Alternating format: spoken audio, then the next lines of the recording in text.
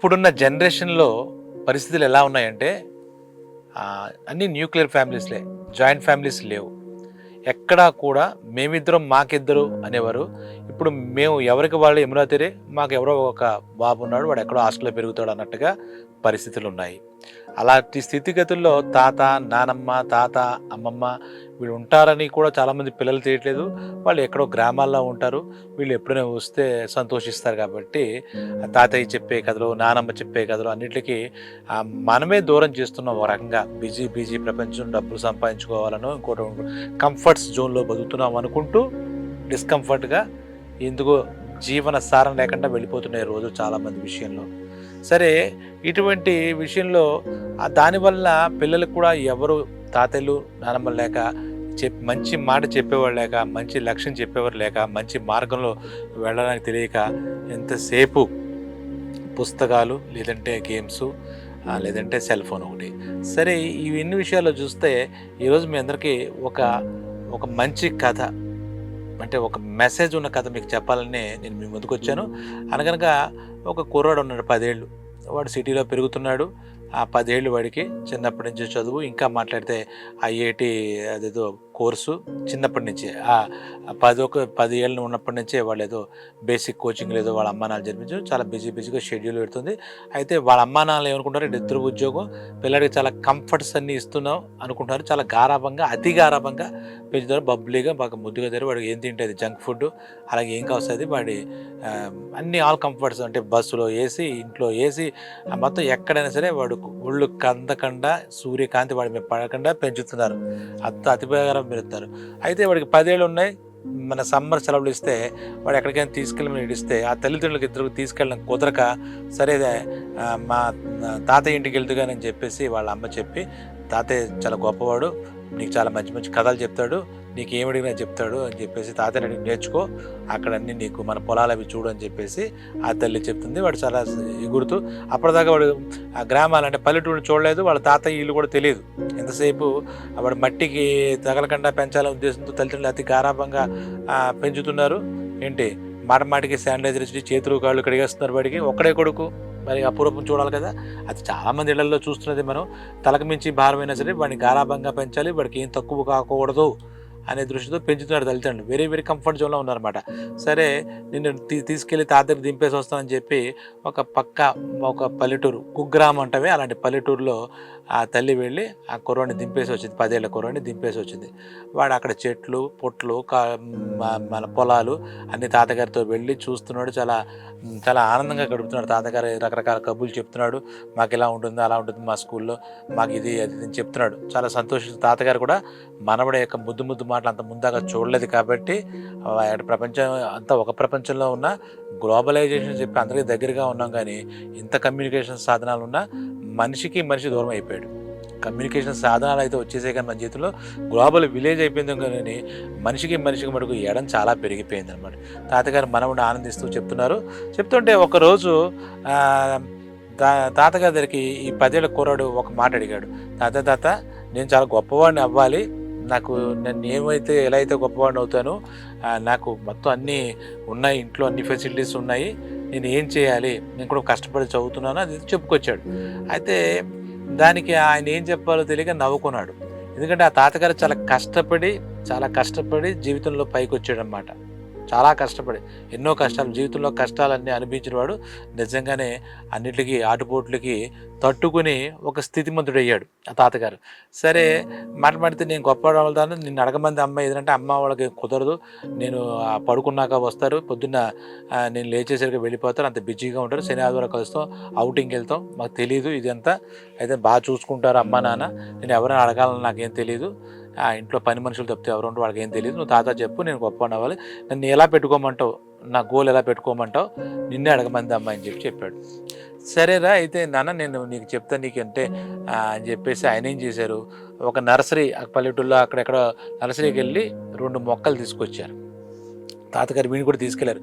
మనం తోట పనులు కూడా చేసుకుందాం రా, ఒక నర్సరీకి వెళ్ళి, నర్సరీ అంటే అక్కడ నర్సరీలు ఏముంటాయి పల్లెటూరులో, ఎక్కడ మొక్కలు పెట్టి నార్మల్ అవి అమ్మే చోట తీసుకెళ్ళి 2 మొక్కలు ఇవ్వయ్యా అని చెప్పి 2 మొక్కలు తీసుకుని మనవడితో ఈ 10 ఏళ్ళ మనవడితో కలిసి రారా పాద్దాం అని చెప్పేసి వాడి చేతే ఈ 2 మొక్కలు పాటించాలని చెప్పి, ఒకటి ఏంటంటే ఒక కుండీలు ఉంటాయి కదా పూల కుండీలు లాంటి, ఒక కుండీలో పాతించారు ఒక మొక్కని. మంచి ఈ హాల్లో పెట్టరా చూడడానికి అందంగా ఉంటుంది, ఇది నెమ్మదిగా పెరుగుతుంది అని చెప్పేసి తాతగారు చెప్తారు. తర్వాత కొంచెం ఆ పెరట్లోకి వెళ్ళి బయట వీధిలోకి వెళ్ళి ఇంకో మొక్క పాత్ర కొంచెం ఇలా తీయాలి, గొయ్యి తీయాలి, ఇలాగ చెయ్యాలి, ఇలా నీళ్లు పోయాలి మనం చూడని చెప్పేసి పాతించాడు అనమాట. పాతించిన తర్వాత అరే వీడు చాలా సంతోషంగా చేస్తుంటే వీడు ఎప్పుడో మట్టి ముట్టుకోలేదు, మట్టి వాసనే చూడలే కదా, అంటే మట్టి వాసన కూడా మనకు కావాలంటే సెంటు రూపంలో కొట్టుకునే పరిస్థితులు వచ్చేసాయి. మట్టి వాసన ఇలా ఉంటుందని కూడా ఇప్పుడు జనరేషన్కి తెలియకపోయినా ఆ దురదృష్టం అంతే. మనం ఏది కావాలో దాన్ని మనం అంటే వెన్న పారేసుకుని వేలు నాకున్నామని చెప్పేసి మనం ఈ పరుగులు తీస్తూ మంచి సౌకర్యవంతమైన జీవితం, మంచి లైఫ్ స్టైల్ అనుకుంటూ ఉన్న లైఫ్ని మనం వదిలేస్తున్నాం అనమాట. సరే ఆ పక్కన పెడితే ఈ మొక్కల పాది చాలా ఆనందపడ్డాడు. ఆ ఇంట్లో మొక్క నీళ్లు పోసాడు, ఒక వారం 10 రోజులు తాతగారితో ఎన్ని చోట్ల తిరిగాడు. ఇలా అప్పుడు ఆ మొక్కలు పాదిన తర్వాత ఆయన అడిగారు, అరే ఈ 2 మొక్కలు చూసావు కదా, నీ ప్రకారం ఏ మొక్క బాగా పెరుగుతుంది అనుకుంటున్నావు, ఏ మొక్క? 2 ఒకే మొక్కలు, ప్లాంట్స్ 2 ఒకటే.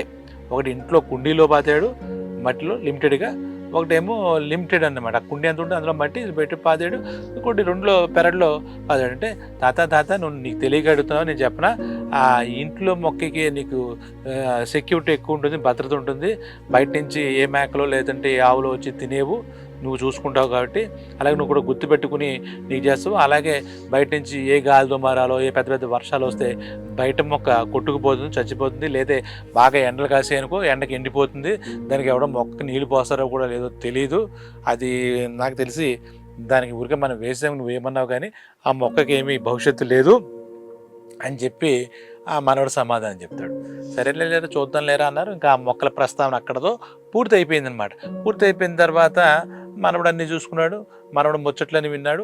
ఏంటి తాత మటుకు అతను అడిగిన డైరెక్ట్ ప్రశ్న, ఎలా గొప్పపడాలి, లక్ష్యం, ఉన్నత లక్ష్యం ఏంటి, ఉన్నత లక్ష్యం ఎలా పెట్టుకోవాలి, అలాంటి ఏవో భావాలు ఆ చిన్నతనంలో అందరూ మాట్లాడుకుంటుంటే విండి చూస్తారు కదా, నేను గొప్పవాడిని అవ్వాలి, అందరూ చెప్తారు కదా, ఎంత బాగా గారాభంగా పెంచుకుంటే నువ్వే గొప్పవాడు అవ్వాలి, లేదా ఐఐటి చదవాలి, చాలా కాలేజీ ఫస్ట్ అవ్వాలి, అమెరికా వెళ్ళాలి, ఏదో ప్రతి ఇళ్లలో చెప్పే మాటలు వాడికి చెప్పి ఉంటారు కాబట్టి దానికి సంబంధించి తాతగారు అడిగితే ఆయన ఏం మాట్లాడేది మొక్కలు మటుకు పాటించాడు. దాన్ని మామూలుగా ఆ తాతగారు చెప్పిన పనిలో భాగం అనుకున్నాడు కానీ మరొకటి అనుకోలేదు. తర్వాత వెళ్ళిపోయాడు. వాడు సెలవులు అయిపోయి వాడు సిటీ వాడు వెళ్ళిపోయాడు. వెళ్ళిపోయిన తర్వాత అమ్మ నాన్న ఎలా ఉందిరా బాగుంటే, చాలా బాగుంది, తాత చాలా సరదాగా ఉన్నాడు, తాత చాలా బాగా చూసుకున్నాడు, చాలా కథలు చెప్పారు తాతగారు, అలాగే తాతయ్య నాకు అన్నీ కొనిపెట్టాడు, అక్కడ పొలాలు తీసుకెళ్ళారు, అది ఇది అని చెప్పేసి చాలా ఆనందాన్ని తండ్రితో షేర్ చేసుకున్నాడు. అరే నువ్వు హ్యాపీ అంటే నేను హ్యాపీయే, ప్రతి సంవత్సరం కూడా నేను తాతయ్య తిరగాలంటే నువ్వు వెళ్దు కానీ నీకు కుదిరిందని బట్టి ఇప్పుడు వెళ్ళావు కదా మళ్ళీ వెళ్దు కానీ అని చెప్పి వాళ్ళు చెప్పారు. Is very happy. అక్కడ వెళ్ళేసరికి వాడికి అంటే ఏంటంటే ఈ ప్రపంచ జ్ఞానం ఏంటంటే మన వాళ్ళతో కలిసి మాట్లాడితే ఆనందాన్ని చెరుకు తీసుకునే వచ్చే ఆనందం కానీ ప్రపంచ జ్ఞానం వస్తుంది. అక్కడ అందరినీ చూస్తే గదుల్లో పుస్తకాల మధ్యలో కూర్చుంటాం, లేదా కంప్యూటర్ ముందు కూర్చుంటాను, లేదా క్లాస్ రూమ్లో గదుల్లో కూర్చుంటే కూడా రాదు. ఆ ప్రపంచంలోకి వెళితేనే ఈ పిల్లలకైనా ఎవరికైనా సరే ఒక ప్రపంచ జ్ఞానం వస్తుంది అనమాట. ఆ రకంగా అయిపోయిన తర్వాత 10 ఏళ్ళు అయిన తర్వాత ఒక 4-5 ఏళ్ళలో ఇంకా 10th క్లాస్ అప్పటి నుంచి మొదలెట్టారు. అప్పుడు ఏ 7th క్లాస్లో ఉండొచ్చు ఒక పిల్లాడు. 10th క్లాస్ వచ్చేది వాడిని కదపకుండా మరి చదువు అని చెప్తూ మొత్తం మీద వాడిని ఫుల్గా హౌస్ అరెస్ట్ చేసి మరి చదివించారు మన పిల్లాడిని. సరే తండ్రి తల్లి చెప్పిన ఆశయం కోసం అన్నట్టుగా మనం ఫస్ట్ క్లాస్ తెచ్చుకోవాలి, లేకపోతే మళ్ళీ ఎంసెట్ తెచ్చుకోవాలి, ఏవి ఉంటాయి కాబట్టి ఇప్పుడున్న గోల్లో వాడు కూడా కష్టపడి చదువుకున్నాడు. 10th పరీక్షలు అయిపోయాయి. 10th పరీక్షలు అయిపోయిన తర్వాత మళ్ళీ అప్పుడు అడిగాడు. అంటే 3-4 ఏళ్ళు ఇంకా అదే పనిగా ఉన్నాడు కాబట్టి వాడికి విసుగుతుంది.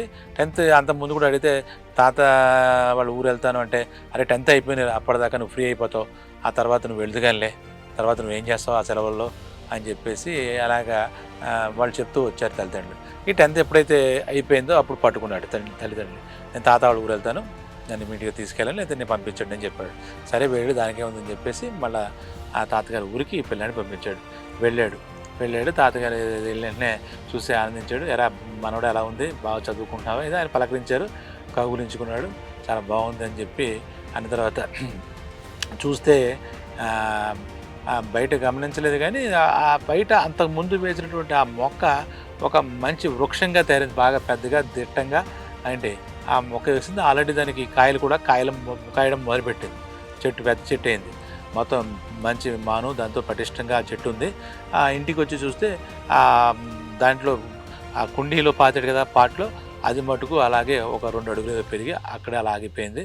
ఏదో ఉందన్నట్టుగా ఉంది అంతే. అది అలంకారప్రాయంగానే ఉంది తప్పితే దానిలో ఎదుగుదల కానీ ఇంకా ఈ కాయలు కాయడం కానీ ఏమీ లేదు. ఎందుకంటే అంతే ఉంది ఆ చెట్టు. ఆ చెట్టు అవ్వలేదు, అసలు మొక్కలాగా ఉంది ఇంకా మాట్లాడితే. తర్వాత ఆ మాటలే చాలా సరదా కబుర్లు చెప్పుకున్న తర్వాత తాతతో మళ్ళీ అడిగాడు, తాత నీకు చిన్నప్పుడు నేను ఒకటి అడిగాను, నువ్వు నాకేం సమాధానం చెప్పలేదు. నువ్వు నాకు ఏంటి నా లక్ష్యం ఎలా ఉండాలన్నా, నేను గొప్ప ఉండాలంటే ఏం చేయాలి అంటే నువ్వేం చెప్పలేదు తాత. ఇప్పుడు నేను పెద్దవాడిగా నాకు అర్థమవుతుంది. అప్పుడు నాకు అర్థం అవ్వలేదు, అర్థం అవుదేమో నువ్వు చెప్పలేదేమో మరి నాకు ఇప్పుడు అన్నీ తెలుస్తున్నాయి, నాకు తెలిసాయి అని అడిగాడు. అప్పుడు తాత ఏం చేసాడంటే, ఒరే మనవడా నీకు అప్పుడు చెప్పాను, అప్పుడు నేను నిజంగా నీకు అర్థం కాలేదు, నీకు ఇదిగో నువ్వు 2 మొక్కలు వేసావు కదా గుర్తుందంటే, నాకు గుర్తుంది, ఎక్కడున్నా ఎక్కడని చెప్తే ఇంట్లో ఆ మధ్య గదిలో హాల్లో పెట్టిన ఆ పాటను తాత భలే ఉంది, 2 అడుగులు పెరిగింది, ఆకులు కూడా నిగారిస్తున్నాయి, బాగున్నాయి అని చెప్తాడు. సరే బయట వేసిన చెట్టు చూద్దుగానే బయట వేస్తే అది మహావృక్షంలో అయిపోయింది, దానికి విరివిగా కాయలు కాస్తున్నాయి. అది చూసి ఆశ్చర్యపోయాడు, తాత ఏంటి ఇంత పెద్ద చెట్టు అయిపోయింది ఇది అని చెప్పేసి అన్నాడు. అరే అప్పుడు నేను చెప్పిన సమాధానం ఇందిరా, నువ్వు చూసావు కదా, అప్పుడు నువ్వేం చెప్పావు అన్నాడు. ఆ బయట నిన్ను వేసిన మొక్క చచ్చిపోతుంది, ఈ పరిస్థితులు ఎలా ఉంటాయని తెలియదని చెప్పాను కదా తాత అని చెప్పాడు. అప్పుడు అన్నమాట, అరే దీన్ని బట్టి నీకు చెప్తాను, ఉన్నత జీవితంలోకి వెళ్ళాలి అంటే జీవితంలో కష్టాలను ఫేస్ చేసే శక్తి రావాలంటే ఆ కష్టాల జోలికి నువ్వు వెళ్ళాలి. ఈ బయట వేసిన నువ్వు మొక్క ఈరోజు ఈ మహావృక్షం ఏంటంటే అది ఆటుపోట్లన్నిటి తట్టుకుంది, ప్రకృతి వైపరీత్యాలన్నీ తట్టుకుంది, తనకు తానుగా ఆ మొక్క పటిష్టమైంది, తనకు తానుగా ఆ వేళ్ళు భూమిలోకి వెళ్ళాయి, దాని నుంచి తనని రక్షించుకుంది, తన నుంచి తను ఎలా బతకాలి ఎలా చేయాలి అని చెప్పుకుంది. కాబట్టి ఈరోజు ఇంత వృక్షమైంది, ఇన్ని కాయలు కాస్తాయి. లోపల అది కంఫర్ట్ జోన్లో ఉంది, నేను పోసినప్పుడు ఒక గ్లాస్ నీళ్ళు పోస్తాను, ఎండ రాదు వాన రాదు, అదేమీ చూడదు, అందుకే లోపల ఉన్న మొక్క ఇలా ఉంది. సో ప్రతి ఒక్కరు కూడా కష్టాలు రాకుండా ఉండవు. ఇప్పుడు ఉన్న తల్లిదండ్రులు కూడా మనం చాలా కంఫర్ట్ జోన్లో ఉంచామనుకుని వాళ్ళు ఎక్కడ ఎదగకుండా, వాళ్ళ మానసిక ఎదుగుదల కానీ ఇంకో దానికి కానీ లేకుండా దోహదం చేయకుండా వాళ్ళు చాలా అతి గారాభంగా లేదా గారాభంగా అన్ని ఫెసిలిటీస్ క్రియేట్ చేస్తూ ఉంటారు. పిల్లలు కూడా ఆ దిశగానే వెళుతున్నారు. వాళ్ళకి కష్టం తెలియపోతే ఇలాగే ఉంటుంది. కాబట్టి చూసావు కదా, బయట మొక్క మహావృక్షమైంది, తను ఎలా ఉండాలి, తను ఎలా అది తనకు తానుగా నేర్చుకుంది, తనకు తానుగా రక్షించుకోగలిగింది, తనకు తానుగా ఎదగలిగింది. అదేమి రిస్క్ జోన్ అవ్వచ్చు అప్పటికి ఆ రోజుకి, కానీ అది వృద్ధికి అంటే ఎదుగుదలకి అభివృద్ధికి ఖచ్చితంగా కష్టాలు ఫేస్ చేస్తేనే ఏ వ్యక్తి అయినా ఉన్నత స్థాయికి వెళ్తాడు, గొప్పవాడు అవుతాడు. గొప్పవాళ్ళ చరిత్ర చూస్తే వాళ్ళన్నీ ఫేస్ చేసిన వాళ్ళే, అన్నీ ఎదుర్కొన్న వాళ్ళే. కష్టాలు వస్తాయేమో, కష్టాలు రాకుండా పెంచాలనుకునే పిల్లలంతా కూడా ఇదిగో ఎదిగిన మొక్కలాగా ఈ మొక్కలాగా తయారవుతారు. కాబట్టి మనకు మనంగా స్వాలంబన సాధించాలి, అభివృద్ధి చెందాలి, స్వయం సమృద్ధి సాధించాలంటే మటుకు ప్రతి దానికి తట్టుకునే శక్తి అలవరుచుకోవాలి. అలా ఒక గొడుగులో ఉండకూడదు, అలాగే బయట పెరిగినట్టు పెరగాలి, ఆ మొక్క పెరిగినట్టుగా పెరగాలి. నీకు అర్థమైందా? నువ్వు గొప్పవాడు అవ్వాలంటే నీకు నువ్వే ఎదగాలి, నీకు నువ్వే చెయ్యాలి. కాబట్టి నువ్వు కంఫర్ట్ జోన్ నుంచి బయటకు వచ్చే కష్టాలు వస్తాయని భయపడకు, కష్టాలకు వెరిస్తే అభివృద్ధి ఉండదు. ఇక్కడ బయట పెరట్లో ఉన్న మొక్కలాగా ఎదిగితే దానికి మించిన బలం లేదు. జీవితంలో కష్టాలు ఎవరైతే ఫేస్ చేస్తారో ఆ ఫేస్ చేసే శక్తి ఉంటుంది, వాడే గొప్పవాడవుతాడు. సేఫ్ జోన్లో ఉండాలి, కంఫర్ట్ జోన్లో ఉన్న వాళ్ళకి అదిగో ఈ పూలకొండలో ఉన్న మొక్క 2 అడుగులు ఎదిగినట్టుగానే ఇలా ఎదిగి అక్కడతో ఆ ఎదుగుదల ఆగిపోతుంది, అక్కడతో సంతృప్తి పడాలి. ఈ మొక్క చూడు విరివిగా ఫలాలు కాస్తోంది, ఎంతోమందికి నీడస్ను ఉపయోగపడుతుంది.